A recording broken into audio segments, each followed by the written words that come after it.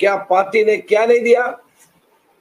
Party ने सब कुछ दिया, आगे बढ़ाया, नेता बनाया, फिर भी वो पार्टी छोड़ के जा रहे हैं। लेकिन मैं एक बात बताना चाहता हूं, ऐसे पार्टी छोड़ के जो लोग जा रहे हैं, लोग इसको एक्सेप्ट नहीं करेगा, महाराष्ट्र का जनता एक्सेप्ट नहीं करेगा। हम राजनीति में विचारधारा उनको लेके काम करने वाले लोग हैं। कांग्रेस जन को एक कांग्रेस जन भी नहीं जाएगा। दल बदल करना और आया राम गया राम होना राजनीति में कोई नहीं अच्छा समझते हैं। उनको बताना चाहिए क्या उनके ऊपर ईडी के दबाव है, उनके ऊपर क्या सीबीआई के दबाव है, उनके ऊपर क्या अत्याचार कांग्रेस पार्टी ने की है। 2 महीने के पहले सीडब्ल्यूसी के मेंबर बनाया, क्या कांग्रेस पार्टी ने क्या अन्याय किया है आज तक? अभी उनका प्रेस कॉन्फ्रेंस मैंने देखा, उसमें भी उन्होंने कुछ नहीं बताया। इसलिए सारे कार्यकर्ता, सारे नेता एकजुट होकर हम लोग काम करेंगे। महाराष्ट्र में कांग्रेस मजबूती के साथ आगे चलेगी, इससे कोई फर्क नहीं पड़ेगा। और जिसके ऊपर आरोप है, जिसके ऊपर घोटाला है, उन सारे लोगों को लेने के लिए दरवाजा बीजेपी खोल करके रखे हैं। अजित पवार के ऊपर 6,000 करोड़ का 70,000 की आरोप लगाया, दल बदल किया और साफ हो गया पूरा। क्या बीजेपी वॉशिंग मशीन है? क्या वॉशिंग मशीन हो गया? इस देश में जितना भी लोगों के ऊपर आरोप उन्होंने की है, सबको अपने पार्टी में ला रहे और उनका घोटाला खत्म हो जाता है। पिछले दिन प्रधानमंत्री ने लोकसभा और राज्यसभा में अशोक चव्हाण के ऊपर आरोप लगाया। आपने प्राइम मिनिस्टर का स्पीच देकर देखो, उनके ऊपर प्रधानमंत्री ने सदन के अंदर आरोप किया आदर्श घोटाले के ऊपर।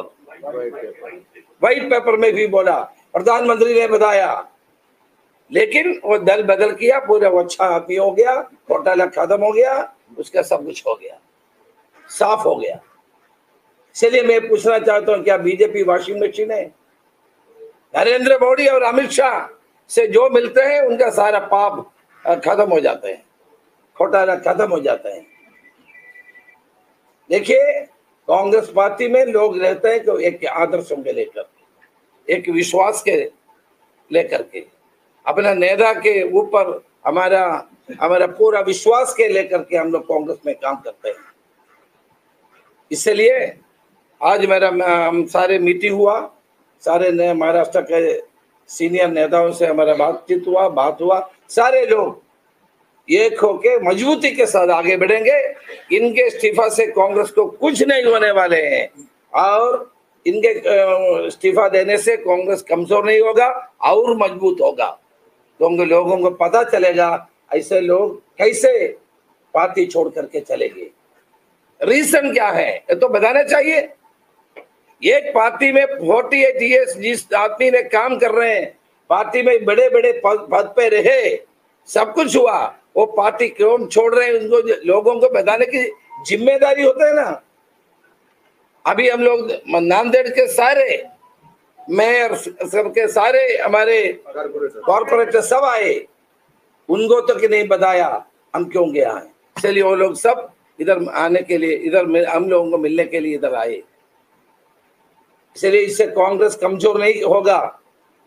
वो लोग जानते हैं महा विकास आघाड़ी महाराष्ट्र में सबसे ज्यादा सीट लेने वाले हैं और इधर प्रदेश में जब चुनाव होगा सब हमारा सरकार बनने वाले हैं। इसलिए बीजेपी ने कांग्रेस और महा विकास आघाड़ी को कमजोर करने के लिए ये सब नाटक कर रहे हैं। ये ड्रामा से कुछ होने वाले नहीं है। महाराष्ट्र का जनता को सब मालूम है, महाराष्ट्र का जनता महा विकास आघाड़ी के साथ रहेगा और आगे चलेगा। मैं आज शरद पवार जी से मिले, परसों उद्धव ठाकरे जी से मिले। हम सारे लोग मिल करके काम करेंगे और दोनों नेता से हमने जो वार्तालाप चर्चा की है उसके मुताबिक आने वाले दिनों में हमारा सीट शेयरिंग पूरा करेगा और हमारा कार्यक्रम अपनाएगा। महा विकास आघाड़ी प्रदेश में एक आंधी के जैसे लोगों के बीच में जाने के लिए तैयार की है। आपने भी कहा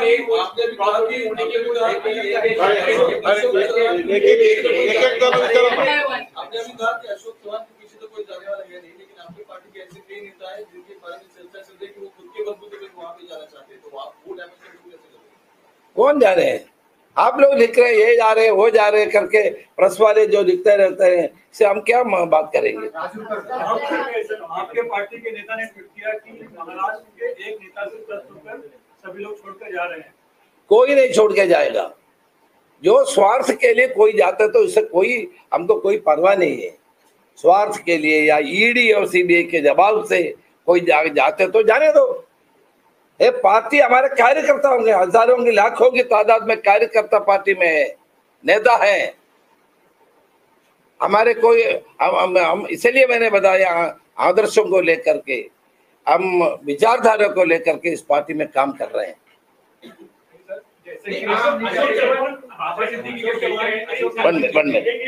अशोक चौहान जी ने दिल्ली में बात की खड़गेजी से, ऐसा आपने कहा, उनके कुछ तो प्रॉब्लम्स रहे होंगे ना, उन्होंने कुछ तो कहा होगा खड़गेजी से कि उन्हें क्या पीसीसी चीफ बनना है या उनको इलेक्शन का पूरा हाथ में लेना है, क्या कहा, क्या उन्होंने, क्या प्रॉब्लम? अरे उसके हाथ में सब कुछ हमने दी है, बताने की क्या जरूरत है? हमने महा विकास आघाड़ी के लोगों से बात करने के लिए अशोक चौहान और पीसीसी प्रेसिडेंट और थोराट जी को हमने संबोध दिया था।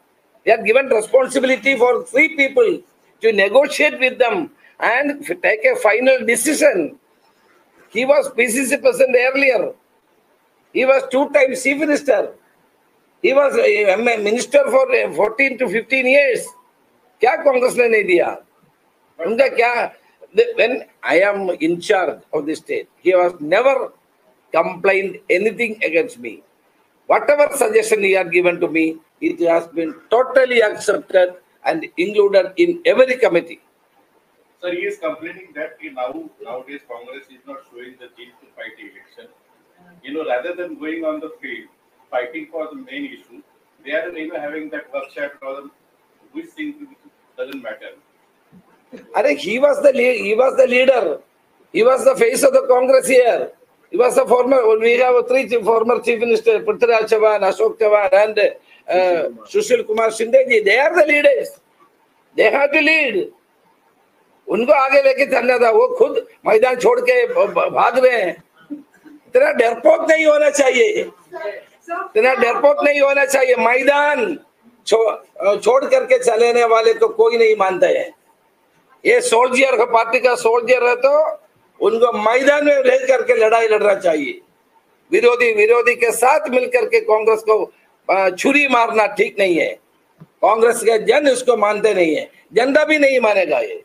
सर, आप बोल रहे हैं कि आपने उनको सारे पावर्स दिए थे, लेकिन आज उनकी जो प्रेस कॉन्फ्रेंस हुई उसमें से एक बात जो मेरे को ध्यान नहीं, वो कह रहे थे कि उनके जो राय थे वो कहीं ना कहीं कंसिडरेशन में नहीं लिए जा रहे थे, उनके ही कंसल्टेशन। अरे सारे चीज में उसका कंसल्टेशन ही हुआ है, तो उनको बता दो कौन से इसमें उसको नहीं किया। जब मैं प्रभारी बने, आपको सब जानते हैं, आप हमसे मिलते रहते हैं, ये तीनों लोगों को हमने एसीसी की तरफ से जिम्मेदारी दिया। क्या पृथ्वीराज चौहान का वो भी फॉर्मर चीफ मिनिस्टर था, शिंदे जी भी था, फिर भी हमने अशोक चौहान जी को आगे रखा था। पृथ्वीराज चौहान और नाना पटेल जी और बालासाहेब थोराट, 3 लोगों को जिम्मेदारी दिया था। इससे क्या ज्यादा क्या कर सकते हैं? आप सोच लीजिए, इसके ज्यादा एक पार्टी क्या कर सकते हैं? लगातार कह रहे हैं कि कांग्रेस पार्टी एक साथ है, लेकिन देखा जा रहा है कि 2 महीने हो गए लगातार आपकी पार्टी से कि 3 बड़े चेहरे जो है वो कांग्रेस को छोड़कर गए, तो पार्टी में कुछ ना कुछ प्रॉब्लम तो है। पार्टी में प्रॉब्लम नहीं है। इस देश में ईडी और सीबीआई के द्वारा जो प्रेशर जा रहे हैं, वो जिसके पास उसके डर है वो जा रहे हैं, और कोई नहीं जाएगा। राज्यसभा इलेक्शन में but how will you ensure the 6 Rajya Sabha seat and how will you ensure that there won't be any cross voting, because now we like since Baba Siddiqui is gone, and there is a question mark is also on Zishan Siddiqui. So how would you ensure that there won't be any crossover? In Mahavikas Aghadi is going to win the seat. And and also, you know, the Rajya Sabha, no MLA of Congress party will cross. If they will cross, they have to, for 6 years, these people will be expelled from the party and they cannot even contest the election. Rajya Sabha election में आपका candidate कौन रहेगा, क्योंकि वो तो Congress high command इसको शाहू महाराज जो कोल्हापुर के थे उनको कैंडिडेट करना चाहिए, इस तरह की बात हो रही है। ये तो आप लोग लिख रहे हैं, मुझे पता नहीं है, लेकिन एक बात सुनिए, PCC president Nana Patole ji, CLP leader, opposition leader, senior लीडरों से पार्टी हाईकमान चर्चा कर रहे हैं। उसके बाद पार्टी हाईकमान ने, कांग्रेस प्रेसिडेंट ने कैंडिडेटर अनाउंस करेगा।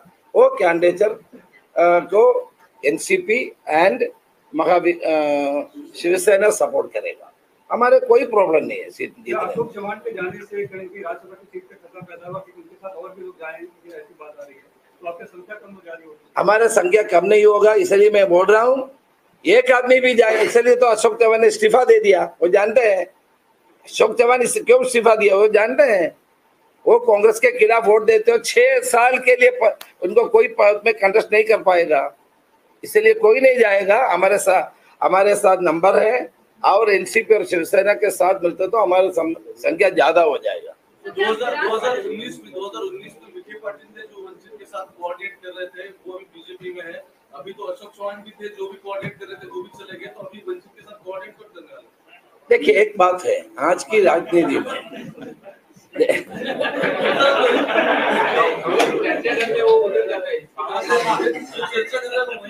कोई नहीं जाएगा, कोई नहीं। सर अगर हम मुंबई की बात करें तो मुंबई के नगर सेवक जो है वो भी बीजेपी में कल शामिल हुए। तो ग्रास रूट लेवल पे क्या कुछ प्लानिंग हो रही है? जिस तरीके से नगर सेवक है, जिला अध्यक्ष है, पदाधिकारी है, उनसे कुछ चर्चा हो रही है? देखिए, आप लोग जानते हैं मैं प्रभारी बनने के बाद 2 महीने के पहले से हमारे पार्लियामेंट की चुनाव की तैयारी चल रही है।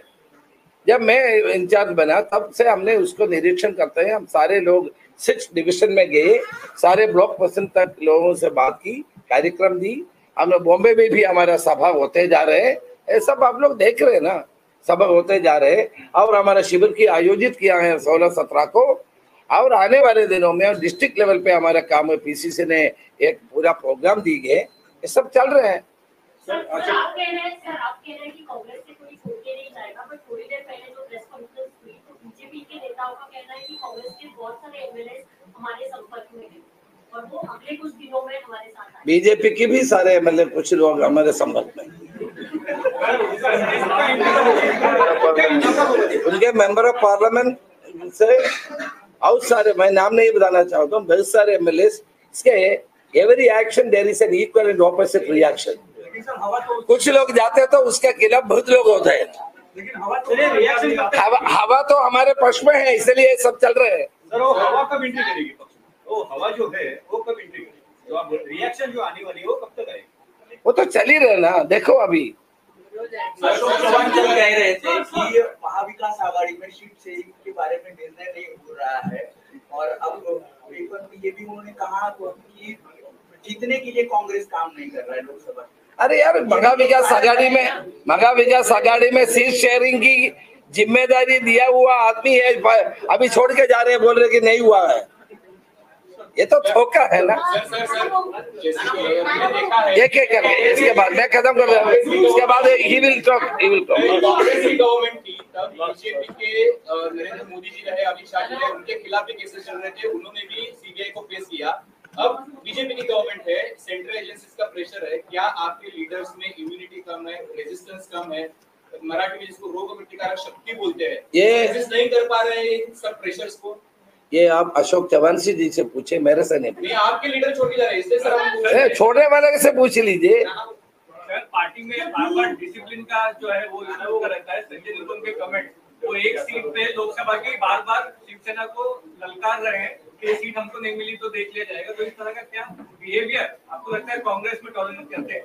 देखिए, संजय निरुपम जी के मीटिंग में मैं भी गया था, उन्होंने बात भी किया था, मैंने उस पर स्पष्ट से हमारा नीति बता दिया।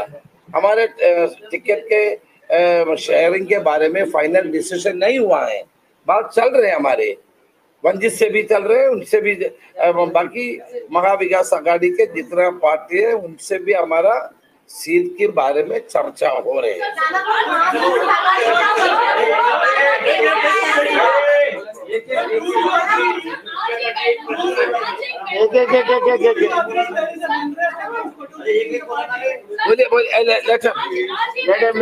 धीरे धीरे बोलिए बोलिए बोलिए।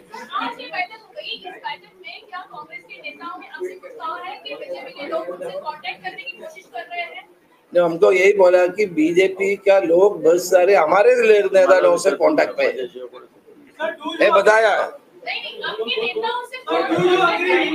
नहीं। बीजेपी के बहुत सारे नेता और एमएलए हमारे नेता लोगों से कांटेक्ट पे है। मेरे हमारे मैंने बोल दिया ना, for every action there is an equal and opposite reaction.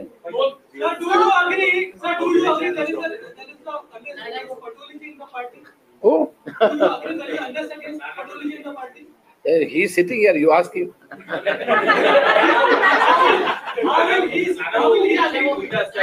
Ashok Chavan यांनी ज्यावेळेस प्रवेश केला त्यावेळेस सांगितलं जातं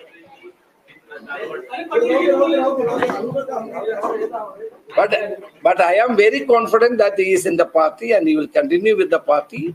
He is the only leader among all the other people who was fighting against BJP and Narendra Modi and Fadnavis and all other leaders.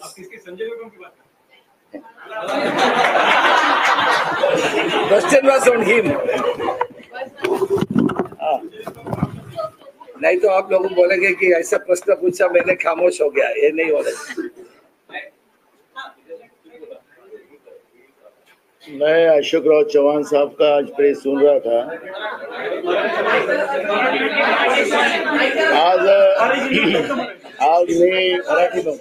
आज मी अशोकराव चव्हाण साहेबांची press ऐकत होतो आणि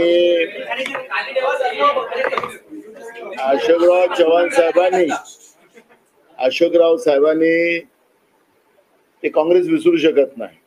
आम्ही आमचा माणूस तिकडले भाजप इकडे आणण्यासाठी पाठवलेली आहे, त्याच्यामुळे त्यांनी काँग्रेस कोणतं ते आशिष सेलारला त्यांनी काँग्रेसचा अध्यक्ष बनवलं, ते चालू झालं आता, ते प्रक्रिया सुरू झाली आमची।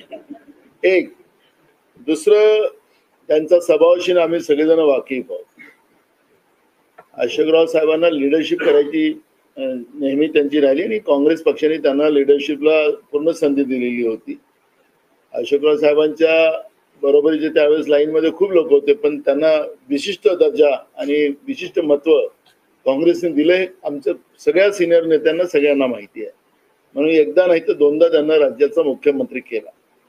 पण आता तिकडे गेलेत ते, माझा थोडा अनुभव आहे ना तिकडे, पण मी जाहीरपणे सांगितलं पाहिजे आता त्यांना मागच्या लाईन मध्ये बसावं लागेल, फार वाईट परिस्थिती होणार। त्यांनी निर्णय बदलून घ्यावा अशी आमची त्यांना नम्र विनंती आहे। अजूनही काही बिघडलेलं नाही, त्यामुळे आमची नम्र विनंती आहे।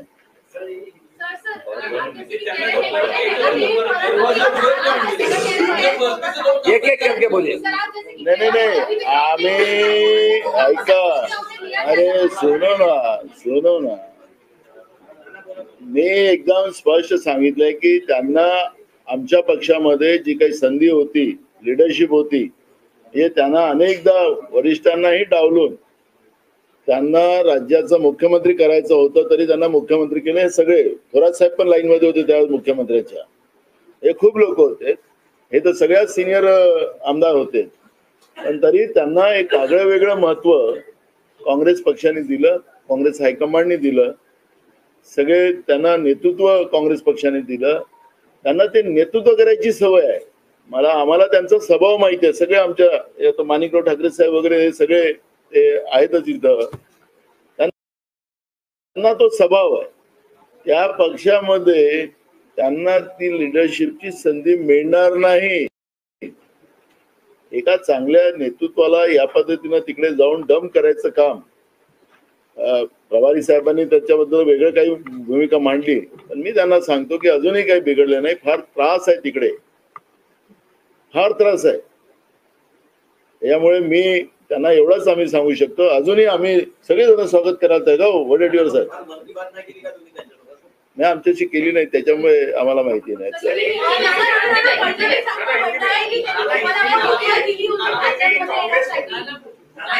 एक बघा, ऐका ना, ऐका फडणवीसांचा प्रॉब्लेम कसा आहे.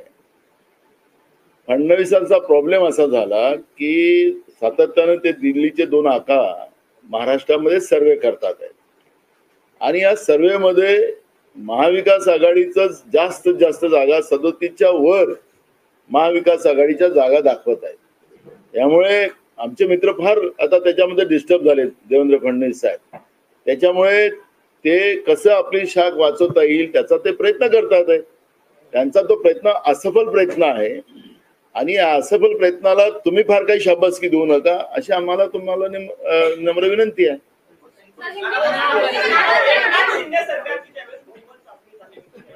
Sir last question.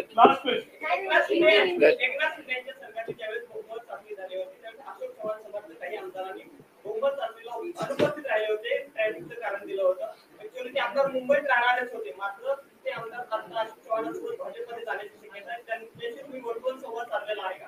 15 तारखेला आमची CLP ची मीटिंग आहे. 15 तारखेला 9:30 वाजता आम्ही सगळे आमदार आम्ही सोबत राहणार आहोत. 16-17ला आमचं ऑलरेडी 2 दिवसाचं शिबिर लोणावळ्यामध्ये आहे. त्या लोणावळ्याच्या शिबिरमध्ये सुद्धा आमचे आमदार सगळे राहतील. त्याच्यामुळे ज्या अफवा ज्या चाललेल्या आहेत त्या अफवाला पूर्णविराम आपण द्यावं असं आमचं म्हणणं आहे.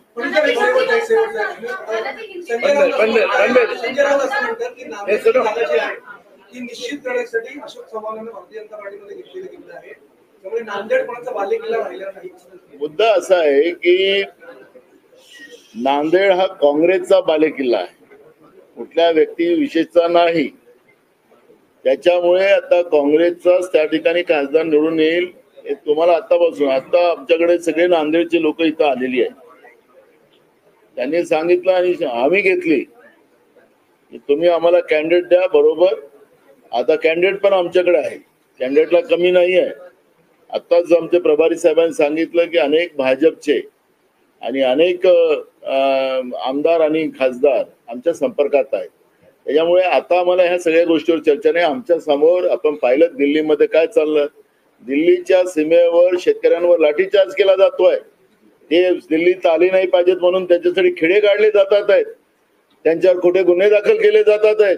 या देशाच्या अन्नदात्यावर या पद्धतीचा लाठीचार्ज करणं म्हणजे हे कोणतं सरकार म्हणायचं याला?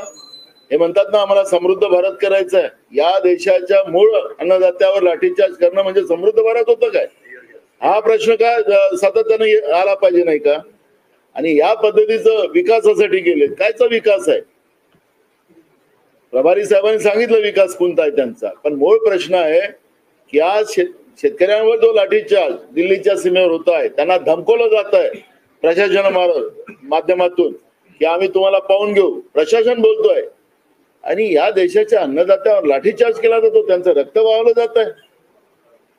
मग हिंमत असेल तर प्रधानमंत्र्यांनी जावं ना शेतकऱ्यांच्या समोर, त्यांच्या प्रश्नाचं उत्तर द्यावं ना.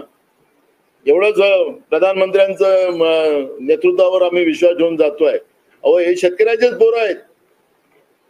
आज त्या शेतकऱ्यावर अन्याय होत असेल, लाठीचार्ज होत असेल, त्यांना दिल्लीत आले नाही म्हणजे खेळे काढले जात असतील, तर कुठली लोकशाही आहे? ही तानाशाही आहे. आणि म्हणून या तानाशाहीच्या विरोधातली आमची लढाई आहे.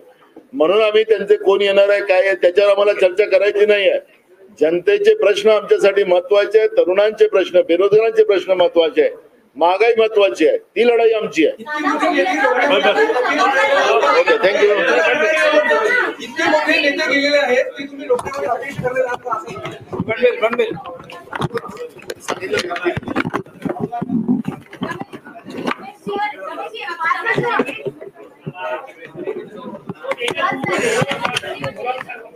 हिंदी में तो मोदी बोला ना.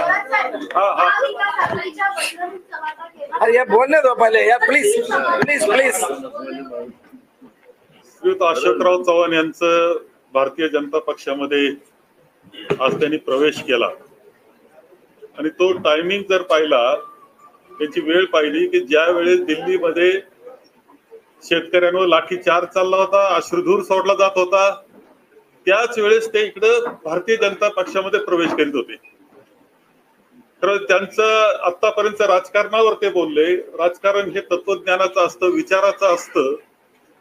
त्यांचे पिताजी माननीय स्वर्गीय शंकररावजी चव्हाण साहेब यांनी सुद्धा काँग्रेस करता काम केलं, काँग्रेसचे मुख्यमंत्री राहिले आणि देश पातळीवर सुद्धा मोठमोठी संधी त्यांना मिळाली. त्यानंतर त्यांचे चिरंजीव म्हणून यांना सुद्धा खूप संधी ही काँग्रेसनं दिलेली आहे. मुख्यमंत्री म्हणून राहिले, मंत्री म्हणून राहिले, प्रदेशाध्यक्ष म्हणून राहिले. ह्या सगळ्यानंतर आतापर्यंत जी भाषणं झाली ती विचाराची भाषणं करीत होते, तत्वज्ञानाची भाषणं करीत होते. आता काँग्रेसच्या तत्वज्ञानामध्ये कोणता असा दोष निर्माण झाला की त्यांनी काँग्रेस सोडावी? खरं यामध्ये त्यांच्यावर कोणता दबाव होता, कोणतं कंपल्शन त्यांना झालं होतं, काय कारण होतं की त्यांनी काँग्रेस सोडावं? याचा अर्थ एक तर ते कोणत्या तरी दबावाखाली गेले किंवा कोणत्या तरी स्वार्थासाठी म्हणून त्यांनी काँग्रेस पक्ष सोडला आणि भारतीय जनता पक्षाकडे ते गेलेले आहेत दिसत आहे. मला एक माहिती आहे की अलीकडच्या कालखंडामध्ये जे घडतं आहे, ज्या पद्धतीचं राज्य सरकार बनलं त्याला खोके सरकार म्हटलं जातं.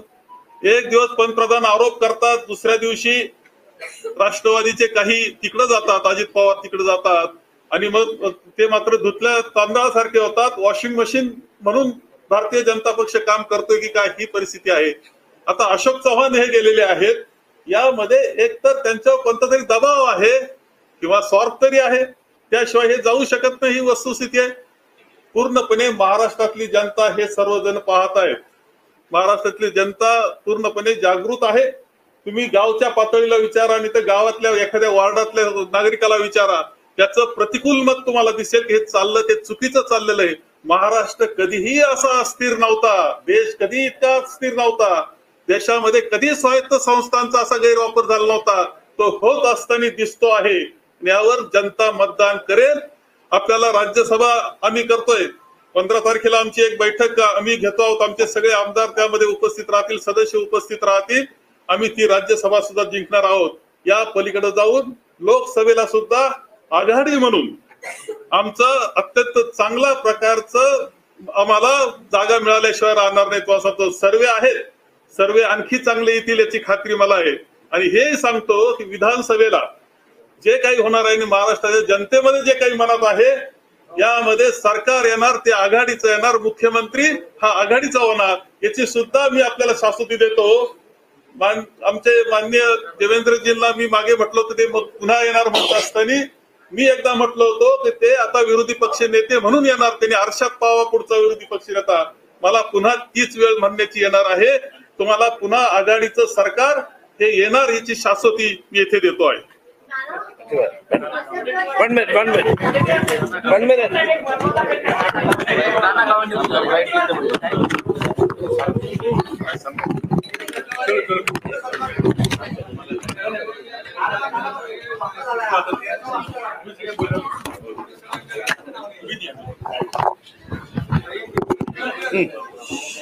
नाही, आता जी आपली सगळी चर्चा खरं तर अशोकराव चव्हाण साहेब जे गेले त्यामुळं काही फार मोठा आभाळ कोसळल्यागत सगळी परिस्थिती निर्माण झाली. अशी लोक जातात म्हणजे काही पक्षाला जनतेचा काय विचार आहे लक्षात घेतलं पाहिजे. जनता ही काँग्रेस बरोबर आहे. मरामध्ये राम मंदिराचा विचार, मैं साहब को यही बताना चाहूंगा हिंदी में, साहब राम मंदिर से सब जनता साथ में नहीं जाती, या भूल कर रहे हो. राहिला विषय शेतकरी संकटात आहे, सोयाबीनला भाव नाही, कापसाला भाव नाही, आत्महत्येमध्ये महाराष्ट्र प्रगतीपथावर आहे. अशा वेळेस स्वतःच्या पायावर धोंडा मारून घेण्यासाठी घेतलेला हा निर्णय आहे. आणि यातून तुम्हाला परत सांगतो, जेवढे हे माणसं फोडायचे, नेते फोडायचं काम करतील, उद्या रस्त्यावर उतरून जनता यांची डोकेही फोडेल. इथपर्यंत लोकांमध्ये अनरेस्ट आहे आणि चीड आहे, राग आहे, आणि तो मतदान पेटीमधून उद्या दिसणार आहे. तुम्हाला सगळे ते तिकडे झालेत की चायना माल होणार आहे. म्हणजे दिसताना सुंदर, तिकडे गेले की चायना माल, कधी बिघडल आणि ते सेल ते कचऱ्यात फेकायची पाळी येईल 2-4 दिवस वापरून. तो चायना माल होणार आहे, एवढं तुम्हाला सांगतो. धन्यवाद.